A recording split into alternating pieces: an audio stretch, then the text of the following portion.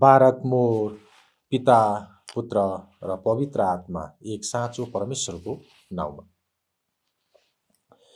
पहिलो तिमोथी 3 अध्यायको 16 पदमा सन्त पावलले लेखे, सम्पूर्ण धर्मशास्त्र परमेश्वरको प्रेरणाबाट भएको हो र यो सिकाउनलाई, अर्ती दिनलाई, सच्याउनलाई, धार्मिकतामा तालिम दिनलाई लाभदायक हुन्छ। यहाँ उल्लेख गरिएको धर्मशास्त्र शब्दले पुरानो र नयाँ करार दुवैलाई जनाउँदैन। यो खण्ड लेखेको समयमा यो शब्दले पुरानो करारलाई मात्र जनाउँथ्यो, किनभने नयाँ करारका पुस्तकहरू लेखिएकै थिएन। पुरानो करारका पुस्तकहरूका सूची पनि तयार हुँदै थियो, किनकि क्रिस्चियन धर्मको उदय नहुन्जेल यहुदीहरूले पुरानो करारका पुस्तकहरूका प्रमाणित सूची अर्थात् क्यानन तयार पारेर सकेका थिएनन्। हामी जान्दछौँ सुरुका क्रिस्चियनहरूले पुरानो करारको ग्रीक अनुवादलाई प्रयोग गरे। त्यो ग्रीक अनुवादलाई सेप्टुअजिन्ट भनिन्छ। ग्रीक पुरानो करार सेप्टुअजिन्टको अनुवाद ईसा पूर्व 3औं शताब्दीमा मिश्रको अलेक्जेन्ड्रियामा सुरु भयो। त्यसमा धेरै पुस्तकहरू समावेश थिए। धर्मशास्त्रको दोस्रो सूची अर्थात् ड्युटेरो क्यानोनिकल वा अपोक्रिफाका पुस्तकहरू समेत त्यसमा समावेश भएका थिए। यो सेप्टुअजिन्ट अनुवादलाई यरुसलेमका प्रधान पुजारी र महासभाले हिब्रू धर्मशास्त्रको एक शुद्ध अनुवाद हो भनी अनुमोदन गरे र मान्यता प्रदान गरे। सुरुका क्रिस्चियनहरूले सेप्टुअजिन्ट अनुवादलाई पुरानो करारको आधिकारिक बाइबलको रूपमा प्रयोग गरे। हाम्रा प्रभु यीशु उहाँका प्रेरित र सुरुको चर्चले समेत यही सेप्टुअजिन्ट अनुवादलाई प्रयोग गरे। क्रिस्चियन विश्वासको प्रचार भएसँगै यहुदीहरू डराएर आफ्नो धर्म ग्रन्थको संशोधन गरे र आफ्ना पुस्तकहरूका सूची छुट्याए। दोस्रो सूचीमा भएका पुस्तकहरू अथवा अपोक्रिफाका पुस्तकहरूलाई यहुदीहरूले हटाइदिए। तापनि अपोक्रिफाका पुस्तकहरूलाई यहुदीहरूले पवित्र ग्रन्थ भन्थे। आधुनिक यहुदी धर्मशास्त्रको पुस्तकहरूका सूची ईस्वीसम्म 3औं शताब्दीसम्म पनि तयार भइसकेको थिएन। आज प्रोटेस्टेन्टहरूले अनुसरण गर्ने धर्मशास्त्रमा सुरुका क्रिस्चियनहरूले प्रयोग गरेका पुरानो करारका सबै पुस्तक छैनन्। त्यो त यहुदीहरूले पुरानो करारको दोस्रो सूचीका पुस्तकहरूलाई हटाइदिएपछिको पछिल्लो संस्करण मात्रै हो। प्रेरितहरू बाँचेको र उनीहरूले लेखेको समयमा नयाँ करारको पुस्तकहरूका सूची नै थिएन। पुरानो करारको अन्तिम सूची पनि तयार भएको थिएन। सन्त पावलले पवित्र धर्मशास्त्र भनेर शब्द लेखे। यो शब्दले कतिवटा पुस्तकलाई समावेश गर्यो भन्ने कुरा निश्चित नै छैन। अर्को कुरा, येशू ख्रिस्टको मृत्यु र पुनरुत्थान भएको 300 वर्षसम्म अहिले हाम्रो हातमा भएको नयाँ करारको पुस्तकहरूको सूची तयार भएकै थिएन। सन्त अथनेसियसले ईस्वीसम्म 367 मा पत्रहरू लेखे। अथनेसियसका पत्रहरूलाई पास्कल पत्रहरू भनिन्छ। उनले आफ्ना पास्कल पत्रहरूमा नयाँ करारका पुस्तकहरूका पहिलो सूची लेखेका थिए। 4वटा सुसमाचारका पुस्तकहरू येशूको मृत्यु र पुनरुत्थान भएपछि 30 वर्षदेखि 60 वर्षभित्र लेखिएका थिए। यस अवधिमा सुसमाचारका पुस्तकहरूभन्दा पहिले चर्चमा मौखिक परम्परा र प्रत्यक्षदर्शीहरूका विवरणहरू थिए। यो कुरा पहिलो तिमोथी 3:16 र दोस्रो तिमोथी 2:11-13 मा उल्लेख भएका छन्।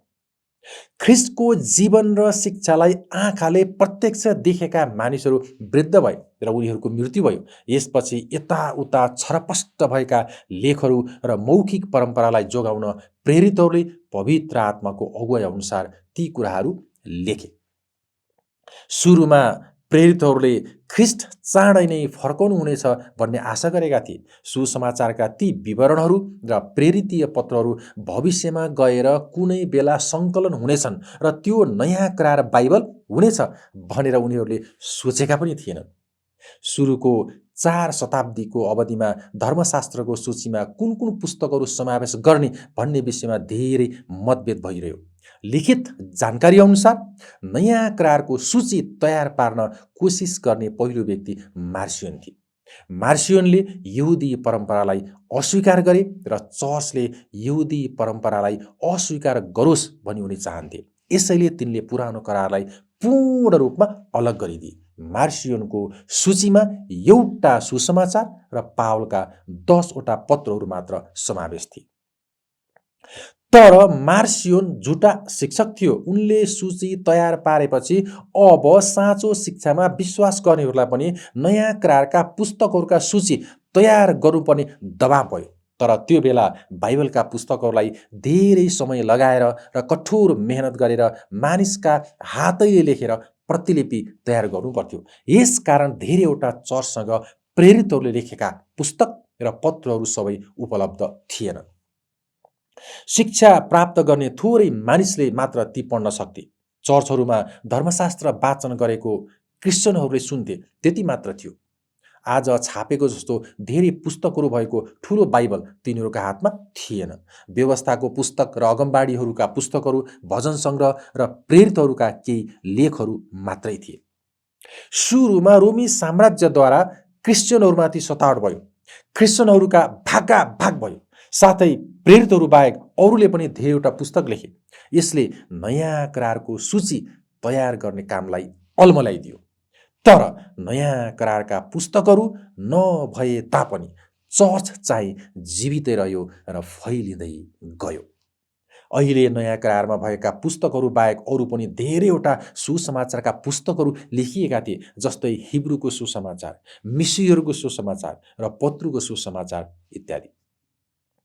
नयाँ करार आफैले यस्ता विवरणहरू थिए भनेर बताएको छ।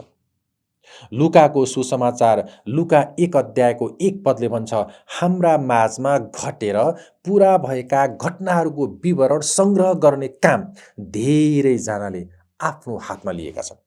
सुरुका वर्षहरूमा 4वटा सुसमाचारहरूमा कुन चाहिँ प्रयोग गर्ने भन्ने विवाद पनि भयो।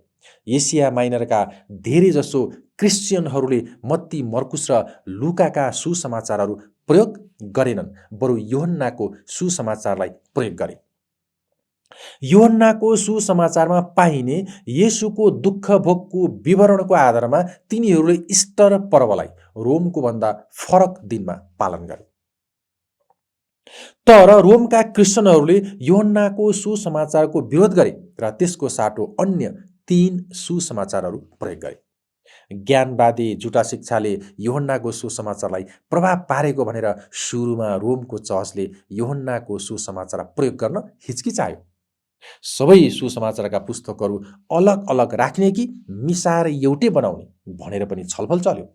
दोस्रो शताब्दीमा टसियन नाम गरेका व्यक्तिले सबै सुसमाचारलाई मिलाएर एउटा सुसमाचारको पुस्तक तयार गरे। सिरियन चर्चले दोस्रो, तेस्रो र चौथो शताब्दीमा यही मिसाएको एउटा सुसमाचारलाई प्रयोग गरेको थियो।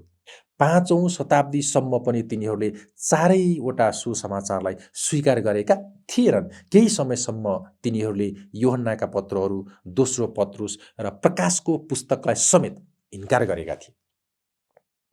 दोस्रो शताब्दीमा अलेक्जेन्ड्रियाका क्लेमेन्टले नयाँ करारका पुस्तकहरूका सूचीमाथि विचार गरे र हिब्रूहरू, मिश्रीहरू र मत्ताथियसका सुसमाचारहरूलाई समेत सामेल गरे।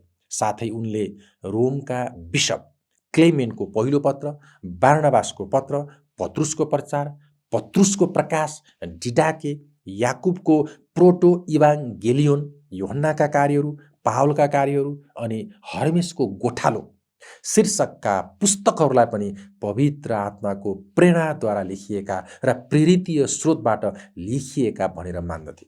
दोस्रो शताब्दीका लियोन्सका बिशपले आफ्नो सूचीमा पत्रुसको प्रकाश भन्ने पुस्तक पनि समावेश गरेका थिए। रोमको चर्चले दोस्रो, तेस्रो र चौथो शताब्दीका धेरैवटा सूचीहरूमा हिब्रूहरूको पत्रलाई समावेश गरेको थिएन। चौथो शताब्दीको अन्त्यसम्ममा हिब्रूहरूको पत्रलाई रोमले धर्मशास्त्रको सूचीमा स्वीकार गर्यो। प्रकाशको पुस्तक प्रेरित योहन्नाले लेखेका थिए, तर यसलाई धेरै शताब्दीसम्म पूर्वीय चर्चले स्वीकार गरेको थिएन। सिरियाको र अर्मेनियाको चर्चले तयार पारेको नयाँ करारका सूचीहरूले प्रकाशको पुस्तकलाई हटायो। ग्रिक नयाँ करारले 9औं शताब्दीभन्दा पहिले प्रकाशको पुस्तकलाई समावेश गरेको थिएन। पूर्वीय चर्चमा आज पनि प्रकाशको पुस्तकलाई वाचन गरिँदैन। सन्त अथनेसियसले प्रकाशको पुस्तकलाई नयाँ करारमा समावेश गर्ने कुरालाई समर्थन गरे। उनकै प्रभावले गर्दा पूर्वीय चर्चले नयाँ करारको सूचीमा यसलाई स्वीकार गर्यो। माथि भनिसक्यौं, सुरुमा नयाँ करारको सूचीमा पूर्वको चर्चले प्रकाशको पुस्तकलाई समावेश गरेन र पश्चिमको चर्चले हिब्रूको पत्रलाई समावेश गरेन। तर पछि गएर समावेश गरेका कारणले गर्दा यी दुई पुस्तकहरूलाई लिएर पूर्व र पश्चिमको चर्चले आन्तरिक रूपमा सम्झौता गरेको जस्तो देखिन्छ, किनभने प्रत्येकले अर्को पक्षले विवादित मानेको पुस्तक समावेश गर्न सहमत भए। 16औं शताब्दीका प्रोटेस्टेन्ट धार्मिक सुधारक मार्टिन लुथरले नयाँ करारका पुस्तकहरूलाई फेरि वर्गीकृत गर्नुपर्छ भने उनको विचारमा कुनै पुस्तक अरूभन्दा बढी आत्माद्वारा प्रेरित भएर लेखिएका थिए। उनले हिब्रू, याकुब, यहुदा र प्रकाशको पुस्तकलाई दोस्रो वर्गमा राखे। उनले यी पुस्तकहरूलाई महत्त्व दिएन। सोला स्क्रिप्चरा अर्थात् धर्मशास्त्र मात्र भनेर सिकाउने उनी थिए, तर उनैले नयाँ करारका पुस्तकहरूका सूचीलाई संशोधन गर्न थाले। 4औं शताब्दीमा रोमी सम्राट कन्स्टान्टाइनले ख्रिस्टलाई ग्रहण गरे। यति बेला ख्रिस्टको ईश्वरत्वको विषयमा एरियस धर्मगुरुले झुटा शिक्षा प्रचार गर्न थाले। यो देखेर कन्स्टान्टाइन निराश भएका थिए, किनभने नयाँ करारको धर्मशास्त्रका पुस्तकहरू तयार भइसकेकै थिएन। यसर्थ उनले पुस्तकहरूका सूची तयार पार्न जोड दिए। उसो भए नयाँ करारका पुस्तकहरू छान्ने कामको निर्णय कसले गर्यो? पहिले कुन लेखहरू प्रेरितहरूले लेखेका हुन् र कुन होइनन् भनी चर्चले पत्ता लगायो। यो काम गर्न लामो समय र धेरै शताब्दी लाग्यो। यसका बारेमा छलफल गर्न धेरै पटक चर्च परिषदको भेला बस्यो। यी परिषद भेलाको उद्देश्य सबै चर्चले पहिलेदेखि कुन कुन पुस्तक स्वीकार गरेका रहेछन् भनी थाहा गर्ने थियो। परिषदहरूले स्थानीय चर्चहरूमा पहिलेदेखि नै भएका विश्वास, अभ्यास र परम्पराको एक मतले घोषणा गर्न खोजे। ती परिषदहरूले चर्चले पवित्र धर्मशास्त्रको सूचीमा कुन कुन पुस्तक समावेश गर्ने भनेर एक स्वरमा भने। नयाँ करारका पुस्तकहरूका सूची तयार पार्नका लागि चर्च परिषदका दुईवटा भेला विशेष महत्त्वपूर्ण थिए। पहिलो, लाओडिकियाको परिषद भेला। ईस्वी सम्म 363 लाउडिकियामा बसेको परिषद भेलाले प्रकाशको पुस्तक बाहेक अहिलेको पुरानो र नयाँ करारको पुस्तकहरूका सूची तयार गर्यो र यी पुस्तकहरू मात्र चर्चमा पढ्नुपर्छ भनेर निर्णय गर्यो। पूर्वको चर्चले यो निर्णयलाई सहजै स्वीकार गर्यो। दोस्रो, कार्थेजको परिषद भेला। उत्तर अफ्रिकाको कार्थेजमा ईस्वी सम्म 397 चर्च परिषदको भेला भयो। त्यो भेलामा सन्त अगस्टिन उपस्थित थिए। यो परिषदले पुरानो र नयाँ करार दुवैका प्रमाणित पुस्तकहरूका पूर्ण सूची तयार गर्यो। आजको नयाँ करारका 27वटा पुस्तकहरूलाई नयाँ करार भनेर स्वीकार गर्यो। अरू सबै पुस्तक छोडेर यी पुस्तकहरू मात्रै चर्चमा धर्मशास्त्रको रूपमा पढ्नुपर्छ भनेर निर्णय गर्यो। रोमको चर्चले यो निर्णयलाई स्वीकार गर्यो। चर्च फादरहरूले नयाँ करार धर्मशास्त्रमा कुन कुन पुस्तकहरू समावेश गर्ने भनेर निर्णय गर्दा दुईवटा कुरालाई ध्यान दिएका थिए। पहिलो कुरा हो धर्मशास्त्र लेख्ने कार्यमा मानव सहभागिता। उदाहरणका लागि कुनै हाकिमले आफूलाई सहयोग गर्न सचिव नियुक्त गर्छ। यस्तो सचिवको काम चाहिँ हाकिमले जे लेख्न हराउँछन् त्यही लेख्ने हो। त्यसरी नै परमेश्वरले प्रेरितहरूलाई जे लेख्न भन्नुभयो उनीहरूले त्यही लेखे। तर उनीहरूले लेख्दै गर्दा आफ्नो तर्फबाट पनि योगदान गरे। मानिसहरूले परमेश्वरका आत्माको प्रेरणाद्वारा धर्मशास्त्र लेखे। यसर्थ परमेश्वरको वचनले हामीलाई सत्य कुरा बताउँछ। साथै धर्मशास्त्रमा लेख्नेहरूका आफ्नै विचार, व्यक्तित्व, कमजोरी र दुर्बलताहरू पनि धर्मशास्त्रमा प्रकट भएका छन्। तर बाइबलमा मानवीय तत्त्व त्यति धेरै छैन। परमेश्वरको प्रभावको प्रभुत्व धेरै छ। जस्तो परमेश्वर येशू मानव देहमा जन्मनुभयो, हुर्कनुभयो र परिपक्व हुनुभयो, परमेश्वरको लिखित वचन बाइबल पनि त्यस्तै हो। बाइबल स्वर्गबाट सिङ्गो रूपमा बिस्तारै झरेको पुस्तक थिएन, तर मानिसले परमेश्वरको आत्माको अनुग्रह पाएर लेखेका थिए। धर्मशास्त्र लेख्दा प्रेरितहरू मानवले बनाउने रोबोट वा खेलौना जस्ता थिएनन्, तर पवित्र आत्माको प्रेरणामा स्वतन्त्र भएर लेखे। चर्च फादरहरूले पुस्तकहरू छनौट गर्दा ध्यान दिएको दोस्रो कुरा चर्चको अधिकार हो। सुरुका क्रिस्चियनहरूको विचार यस्तो छ, परमेश्वरले आफ्नो वचन चर्चद्वारा बोल्नुभयो, चर्चभित्र वचन प्रमाणित र स्थापित भयो, चर्चलाई परमेश्वरको घर भनेर चिनियो। सन्त पावलले एफिसी 2 अध्यायको 20देखि 21मा चर्चको बारेमा भनेका छन्।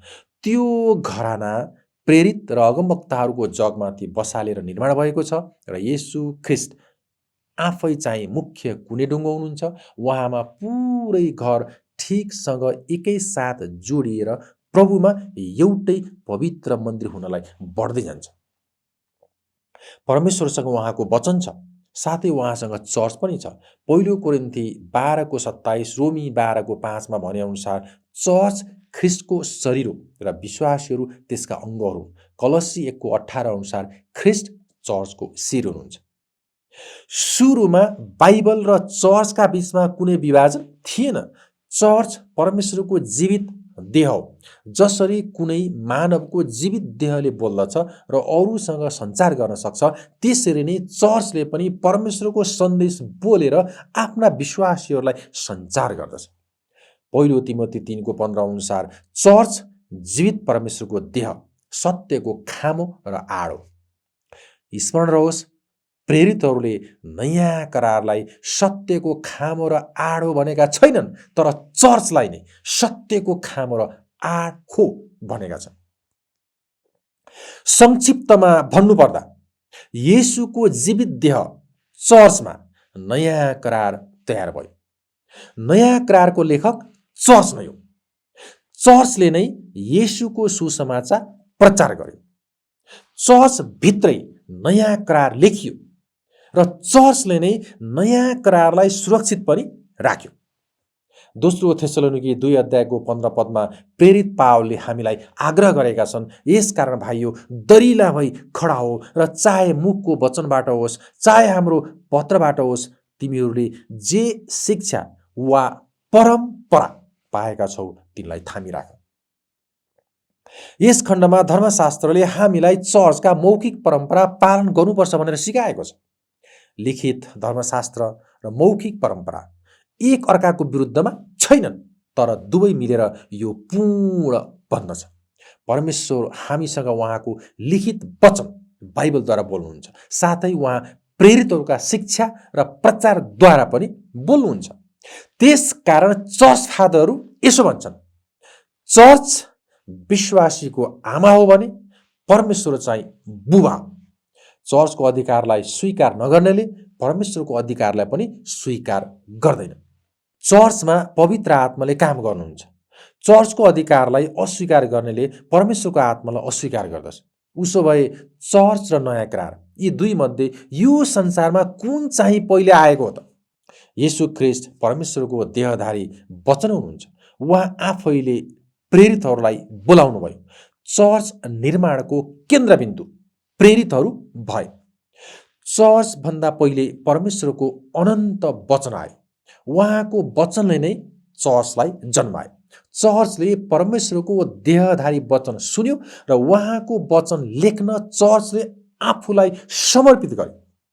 लिखित वचन नयाँ करारको जन्म दिनका लागि चर्च परमेश्वरसँग सहभागी भयो। यसरी चर्चले नयाँ करारलाई जन्म दियो, किनभने नयाँ करारभन्दा पहिले यो संसारमा चर्च आयो भन्ने कुरा बाइबलीय र ऐतिहासिक दुवै किसिमले प्रष्ट छ।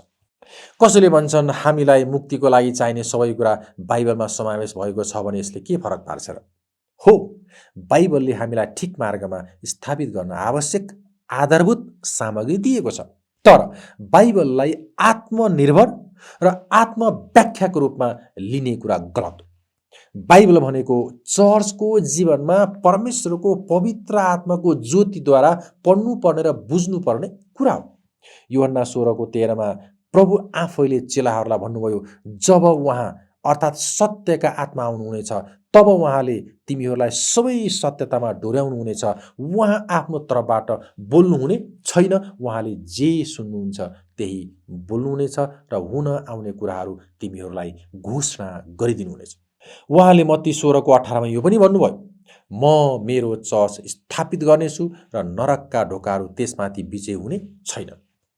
हाम्रा प्रभुले हामीलाई ठिक मार्गमा डोर्याउनका लागि नयाँ करार मात्र छोड्नु भएन, उहाँले हामीलाई उहाँको चर्च पनि दिनुभयो। चर्चभित्र पवित्र आत्माले हामीलाई सिकाउनुहुन्छ। उहाँको शिक्षाले धर्मशास्त्रलाई पुरा गर्दछ। जब जब व्यक्तिहरूले चर्चको अधिकारलाई व्यवस्था गरे र धर्मशास्त्रलाई व्यक्तिगत किसिमले सिकाउन सुरु गरे, तब तब चर्चमा भाँड भैलो र अराजकता सुरु भयो। यस्तो कुरा परमेश्वरको इच्छा होइन। पहिलो कोरिन्थी 14:33 भन्दछ, किनकि परमेश्वर गोलमालको परमेश्वर हुनुहुन्न तर शान्तिका परमेश्वर हुनुहुन्छ। बाइबल तयार गर्ने चर्च मरेको छैन। अर्थोडक्स चर्चको आज पनि प्रेरितीय चर्चसँग प्रत्यक्ष र स्पष्ट ऐतिहासिक निरन्तरता छ। यसले धर्मशास्त्र र पवित्र परम्परा दुवैलाई सुरक्षित राखेको छ, जसले हामीलाई उचित रूपले व्याख्या गर्न सहायता गर्दछ।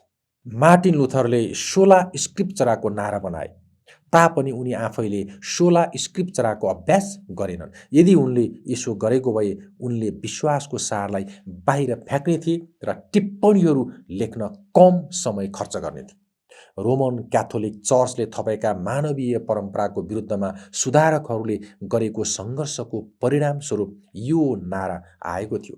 आफ्नो विश्वास नयाँ करारको शिक्षा अनुसार ठिक होस् भन्ने उनीहरू चाहन्थे। लुथर, क्याल्भिन र जोन वेस्ली कसैले पनि सोला स्क्रिप्चराको नारा मात्र दिएका थिएनन्। उनीहरूले पवित्र धर्मशास्त्रलाई चर्चबाट अलग गर्ने र 1500 वर्षको चर्च इतिहासलाई अस्वीकार गर्ने कार्य गरेनन्। यो उनीहरूको योजना नै थिएन।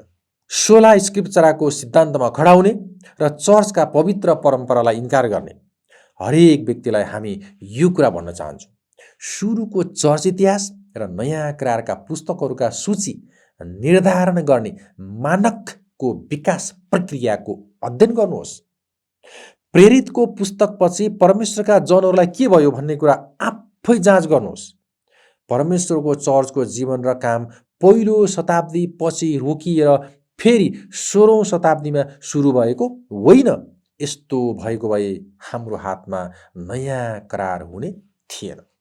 ऐतिहासिक चर्चले नयाँ करारको निर्माण गर्यो र त्यसलाई सुरक्षित गर्यो। ती पुस्तकहरू चर्चमा प्रयोग गर्यो, सूचीबद्ध गरेर नयाँ करार बनायो। चर्चको नयाँ करारका पुस्तकहरू छान्ने र सूचीबद्ध गर्ने यही कामलाई अङ्ग्रेजीमा नयाँ करारको क्यानोनाइजेसन पनि भन्ने गरिन्छ। यसर्थ यो स्पष्ट होस् कि पहिले पवित्र चर्च अस्तित्वमा आयो र चर्चभित्र नै नयाँ करारले जन्म लियो। परमेश्वरलाई नै सदा सर्वदा महिमा भइरहोस्। तपाईँको जीवनमा परमेश्वरको आशिष र शान्ति रहिरहोस्।